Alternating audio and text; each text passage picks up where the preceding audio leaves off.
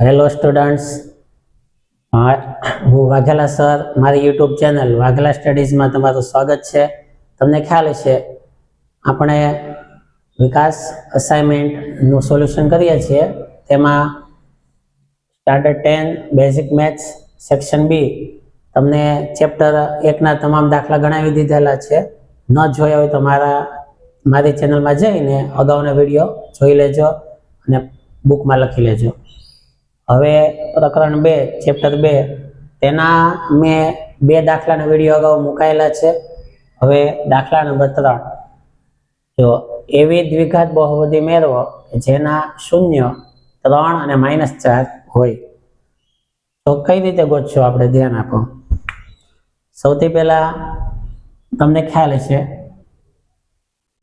કે બહુપદીના શૂન્ય આલ્ફા અને બીટા હોય.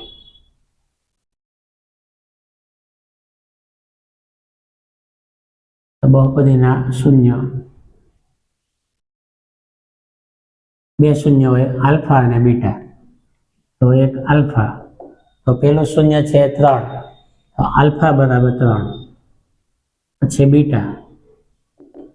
બીટા, આ બીજું શૂન્ય છે ને બીટા કહેવાય. બીટા બરાબર -4. આ બહુપદીના શૂન્ય થયા, આલ્ફા અને બીટા. હવે શૂન્યના આધારે બહુપદી શોધવાની હોય ત્યારે અહીંયા શૂન્યનો સરવાળો લઈએ, આલ્ફા પ્લસ બીટા.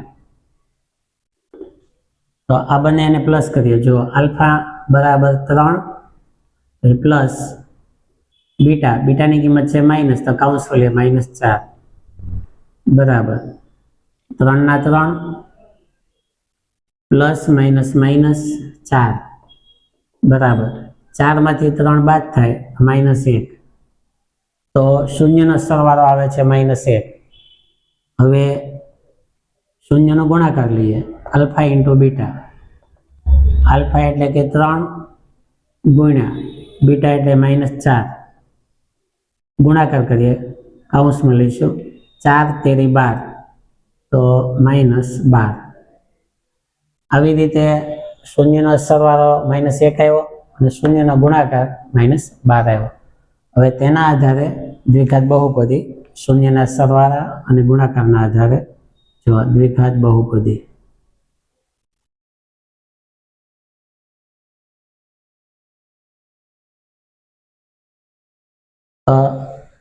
સરવાળા અને ગુણાકારના આધારે દ્વિઘાત બહુપદી લઈએ તો તેનું સૂત્ર આ રીતે છે. જો કોઈ પણ અચળાંક કે કાઉન્સમાં x² minus alpha plus beta x plus alpha into beta, કાઉન્સ પૂરો. કે એમનો રાખશું, x² એમનો રાખશું, માઇનસ આલ્ફા પ્લસ બીટાની કિંમત છે -1, તો હું અહીં લખું છું કાઉન્સમાં -1, પછી x પ્લસ આલ્ફા ઇન્ટુ બીટાની કિંમત છે -12, તો કાઉન્સમાં લખું છું -12. નાનો કાઉન્સ પૂરો અને મોટો કાઉન્સ પૂરો. તેથી કે મોટો કાઉન્સ x² minus plus 1x plus -12. તો આ કે x² પ્લસ 1x -12 આ માગેલી દ્વિઘાત બહુપદી થઈ. અહીં +1 ન લખો તો પણ ચાલે, 1 લખો તો પણ ચાલે. તો આ દાખલાને સરખો સમજી લેજો. કંઈ ન સમજાય તો મને કોમેન્ટ બોક્સમાં લખીને જણાવજો, તો હું તમને બીજી કોઈ વ્યવસ્થિત રીતે હજી પણ ઇઝી રીતે કંઈક સમજાવી શકું. આ દાખલાને તમે સ્ક્રીનશોટ પાડીને પાટીબુકમાં લખી લેજો.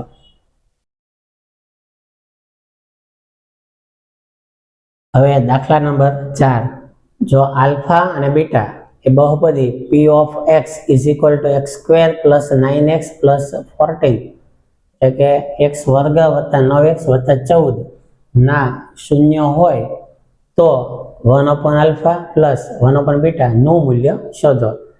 હવે આપણી પાસે બહુપદી છે, જો અહીં લખું આન્સર બહુપદી આ રીતે છે p ઓફ x બરાબર x square plus 9x plus 14 આ બહુપદી છે। હવે તેના સહગુણકો લખીએ a b c, તો x વર્ગનો જે સહગુણક હોય તેને a કહેવાય। તો x વર્ગની પહેલા તો કાંઈ નથી દેખાતું, તો કંઈ ન લખેલો હોય તો એક સમજવાનો, તો a બરાબર 1, અહીં a બરાબર 1, પછી x ની પહેલા હોય તે b કહેવાય, તો b બરાબર 9, અને જે અચળ પદ હોય ને c કહેવાય, તો c બરાબર 14।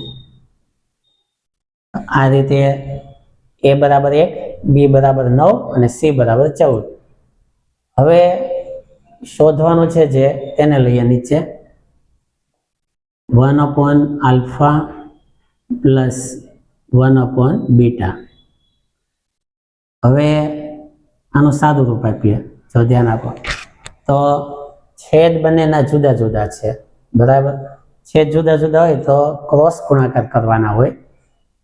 બીટા એક સાથે ગુણાશે, જો બીટા ગુણ્યા 1 કરો તો બીટા આવશે, પ્લસ આલ્ફા ગુણ્યા 1 કરો આમ ક્રોસ ગુણાકાર, બીટાનો ગુણાકાર એક સાથે એટલે બીટા આવ્યા, આલ્ફાનો ગુણાકાર એક સાથે તો આલ્ફા આવશે, અને છેદનો ગુણાકાર છેદ સાથે આલ્ફા ઇન્ટુ બીટા,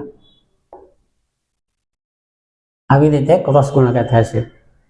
ત્યારબાદ આ ક્રોસ ગુણાકારને સીધા ક્રમમાં લખીએ તો જો આમ થશે, બીટા પ્લસ આલ્ફા છે એટલે આલ્ફા પ્લસ બીટા, અને છેદમાં આલ્ફા ઇન્ટુ બીટા, આ સીધા ક્રમમાં લખ્યું। હવે આલ્ફા પ્લસ બીટા એટલે શૂન્યનો સરવાળો, તો યાદ કરો શૂન્યના સરવાળાનું શું સૂત્ર છે, બોલો, આવી ગયું યાદ? શૂન્યના સરવાળાનું સૂત્ર છે માઇનસ b અપોન a,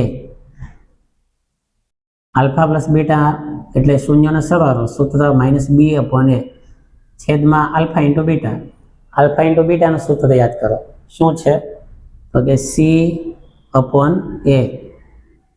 હવે આવી રીતે ગમે ત્યારે ડબલ છેદ આવતા હોય ને, જો b ના છેદમાં a પાછો મોટો છેદ c ના છેદમાં a, ત્યારે તમે શું કરવાનું કે જે પ્રથમ છેદ આ કહેવાય માઇનસ b ના છેદમાં a, એને આવી રીતે સાદા રૂપમાં લખવાનું। તો પહેલા પ્રથમ છેદ લખી લેવાનો કે માઇનસ b ના છેદમાં a, પછી ગુણ્યાની નિશાની કરવાની। તો ખાસ ધ્યાન આપજો, કેટલાય દાખલામાં ઉપયોગી રીત છે આ। ડબલ છેદ આવે ત્યારે વિદ્યાર્થીઓ મૂંઝાઈ જાય છે, અટકી જાય છે, અટકવાનો નહીં, મૂંઝાવાનો નહીં। બીજો છેદ આવે ને ત્યારે શું કરવાનું કે પ્રથમ છેદ આવી રીતે લખી લેવાનો, અને બીજા છેદને તમારે ગુણાકાર કરીને લખવાનો અને એનો વ્યસ્ત કરીને લખવાનો। તો છેદમાં એ હતા તો એ ઉપર આવશે, અને c ઉપર હતા અંશમાં તો c છેદમાં જશે।